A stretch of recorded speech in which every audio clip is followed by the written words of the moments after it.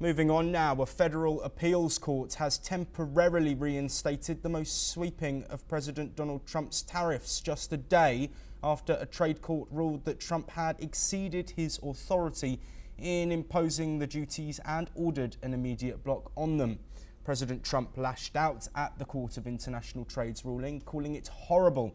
The White House slammed court ruling and expressed confidence that it will prevail in an appeal. Let's have a listen to the US press secretary. President Trump is delivering on his promise to fix this problem, and he has taken a long overdue and much needed bold stance for American workers after decades of our manufacturing base being hollowed out. The president's rationale for imposing these powerful tariffs was legally sound and grounded in common sense. President Trump correctly believes that America cannot function safely long-term if we are unable to scale advanced domestic manufacturing capacity, have our own secure critical supply chains, and our defense industrial base is dependent on foreign adversaries.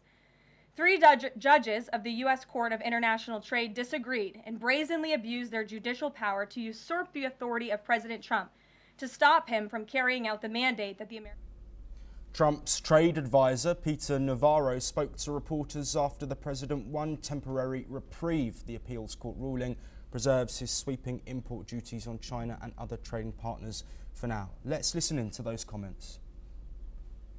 The tariffs remain in place. The court told us, they didn't all but tell us, they told us, go do it another way. So you can assume that even if we lose, we will do it another way.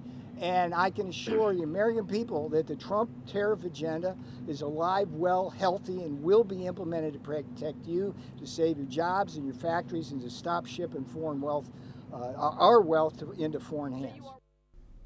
On Fox News Channel's special report, US Treasury Secretary Scott Bessent commented on how America's trading partners continue to negotiate in good faith despite the court's ruling. Let's have a listen.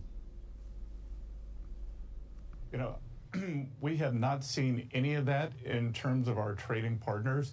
They are coming to us in good faith and trying to complete the deals before the 90-day pause ends. So we've seen no change in their attitude in the past 48 hours.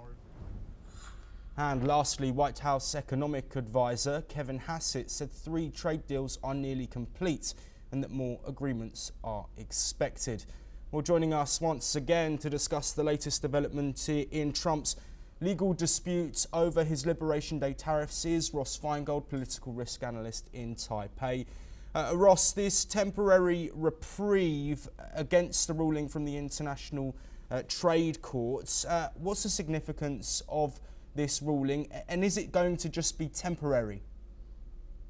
Significance of the appellate court's ruling is that it allows the tariffs to continue to be in place. And in fact, it would allow Trump to adjust those tariffs as negotiations or deadlines come up.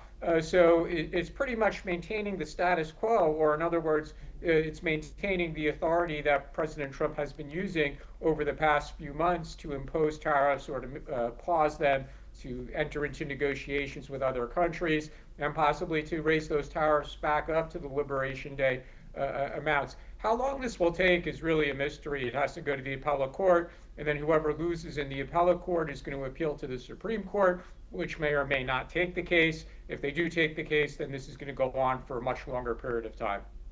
Yes, absolutely. We heard Scott Bessent there talking about conversations that are ongoing with nations over trade. Of course, Trump said this was his aim with his Liberation Day tariffs. He wanted to force global trading partners to the negotiating table. But with this court ruling and court action hanging over, will this give the other nations more leverage in their negotiations with the United States?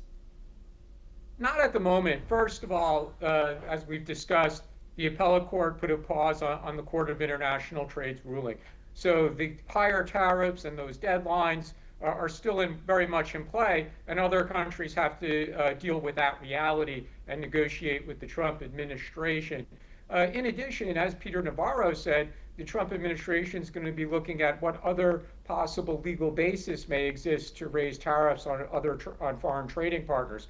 So the possibility exists that they will find another legal basis to raise tariffs. And again, foreign trading partners of the United States have to be working within the confines of the reality that there might be other legal basis for raising tariffs. So for the foreign trading partners of the United States, they have to be very careful, and they should not assume that tariffs are not going up. They should still operate on the assumption that they do need to negotiate new arrangements with the United States.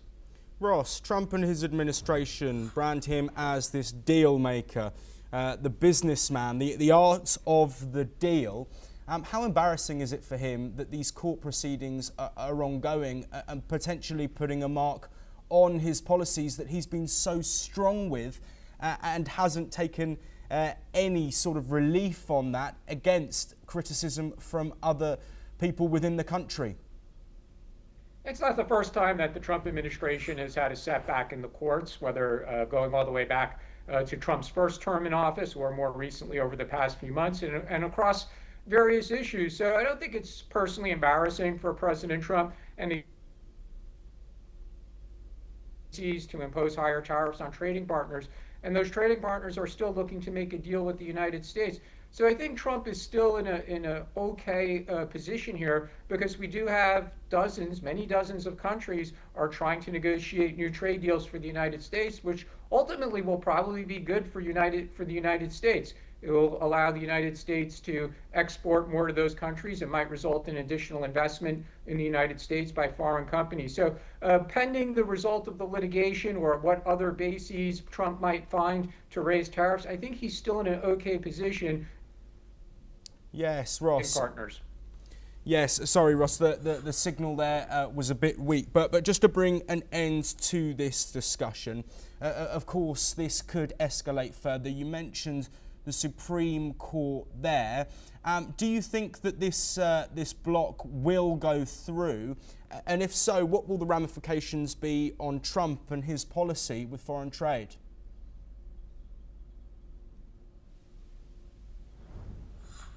I'm sorry, I didn't catch the entire question, but if it's with regard to trading with blocs like the European Union, it looks like the EU is serious about making a deal. And I think a lot of other countries are looking at the likelihood of the EU or other major trading partners such as Japan or the UK making a deal. And it means even smaller countries like Taiwan, where I am, for example, they also very much want to make a deal with the Trump administration. Absolutely. Ross Feingold, as always, thank you so much for joining us and providing insights on a couple of topics there. We will, of course, be across all of those developments in